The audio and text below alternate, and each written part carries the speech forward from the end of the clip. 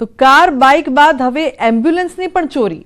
વડોદરાના છાણીમાં એમ્બ્યુલન્સની ચોરી થઈ છે. ડ્રાઈવર પાણી પીવા ઉતર્યો અને એમ્બ્યુલન્સની થઈ ગઈ ચોરી. અજાણ્યો તસ્કર એમ્બ્યુલન્સની ચોરી કરીને ફરાર થઈ ગયો. સમગ્ર ઘટનાના સીસીટીવી પણ સામે આવ્યા છે. એમ્બ્યુલન્સના ડ્રાઈવરે છાણી પોલીસ સ્ટેશનમાં નોંધાવી હતી ફરિયાદ. પોલીસે સીસીટીવી ફૂટેજ ચેક કરતા તસ્કર એમ્બ્યુલન્સ ભરૂચ તરફ લઈ ગયો હોવાનો ખુલાસો થયો છે. તો છાણી પોલીસે તસ્કરને એમ્બ્યુલન્સ સાથે ભરૂચ ટોલ પ્લાઝા પરથી ઝડપી પાડ્યો છે. તો હવે તો એમ્બ્યુલન્સની પણ ચોરી, જે દ્રશ્યો છે તે પણ સામે આવ્યા છે. ચોરીના દ્રશ્યો સીસીટીવી કેમેરામાં કેદ થયા.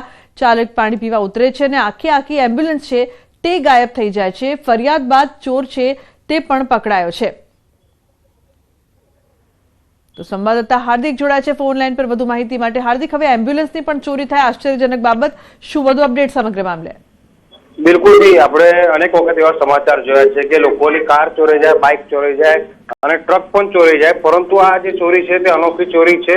એમ્બ્યુલન્સની ચોરી જે છે તે તસ્કરે કરી છે.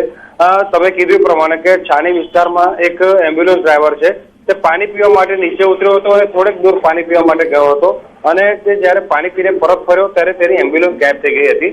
આ ઘટના આખી બની છે તે 2 દિવસ પહેલા બની છે. એટલે એમ્બ્યુલન્સ ચાલકે પોલીસને ફરિયાદ કરી. પોલીસે સીસીટીવી ફૂટેજ ચકાસણી કરી તો જે સ્થળ પરથી એમ્બ્યુલન્સ ચોરી થઈ હતી ત્યાંથી લઈને વડોદરા શહેરની ચારે તરફના જે સીસીટીવી છે તે ખણખોદવામાં આવ્યા ત્યારે ભરૂચ તરફ જે એમ્બ્યુલન્સ જતી દેખાઈ હતી.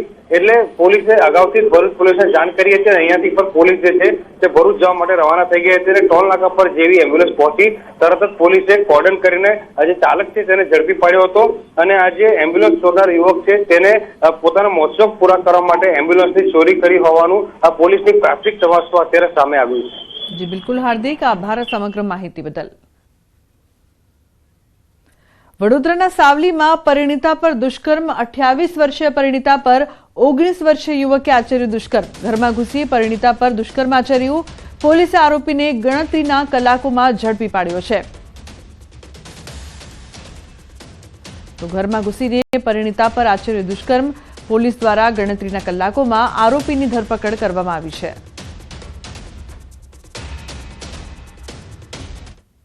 તો અમદાવાદના જુહાપુરામાં મારામારીનો વિડીયો વાયરલ થયો છે. લાકડી અને ધોકા વડે યુવકને માર્યો માર. નજીવી બાબતમાં ઝઘડો થતા માર્યો માર. પોલીસે ફરિયાદ નોંધવાની તજવીજ હાથ ધરી છે. તો અમદાવાદના જુહાપુરા વિસ્તારના આ દ્રશ્યો છે. નજીવી બાબતમાં માર મારવામાં આવ્યો. એક યુવકે વિડીયો લઈને વાયરલ કર્યો છે. દ્રશ્યોમાં જોઈ શકાય છે કે કઈ રીતે બેરહેમીથી માર મારવામાં આવ્યો. સુરતના મહિધરપુરામાં યુવકને તાલિબાની સજા આપવામાં આવી છે. ટ્રેનમાંથી યુવકને ઉતારીને ઢોરમાર માર્યો.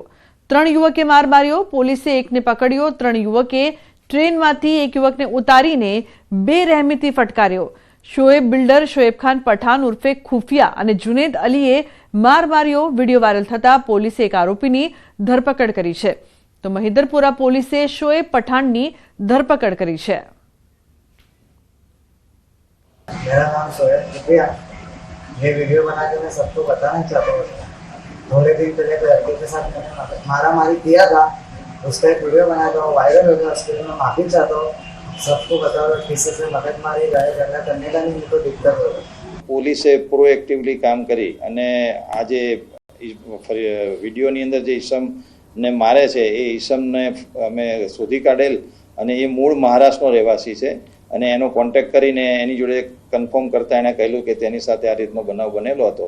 તો એની ફરિયાદ લઈને પોલીસે તાત્કાલિક ગુનો દાખલ કરી અને જે વિષમો મારતા હતા એ લોકોને શોધવાની તુરંત જ કાર્યવાહી કરતા, જેની અંદર એક જે એક્યુઝ છે એ જે સલાબતપુરાનો રહેવાસી છે એને પોલીસે પકડેલો છે.